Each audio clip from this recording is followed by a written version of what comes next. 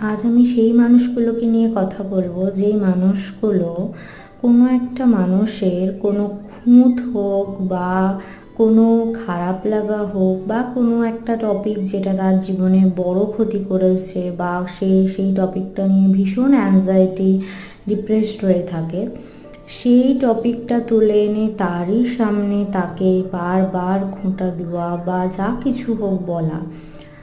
আর সেই মানুষটা কিছু বলে না বলে, চুপচাপ থাকে বলে সেই মানুষটাকে বারবার বলা, এগুলো উচিত নয়। আমি জানি না এগুলো করে তারা কি উপকার পান বা কি লাভ হয়, হয়তো কিছু লাভ হয়। তো যাই হোক, এগুলো করা উচিত না আমার মনে হয়। তো এই কাজগুলো যারা করে থাকেন তারা তো জীবনে কোনোভাবে এগোতে পারে না, আর যে এগোচ্ছে সব কিছু ফেলে রেখে সেটাও সে সহ্য করতে পারে না।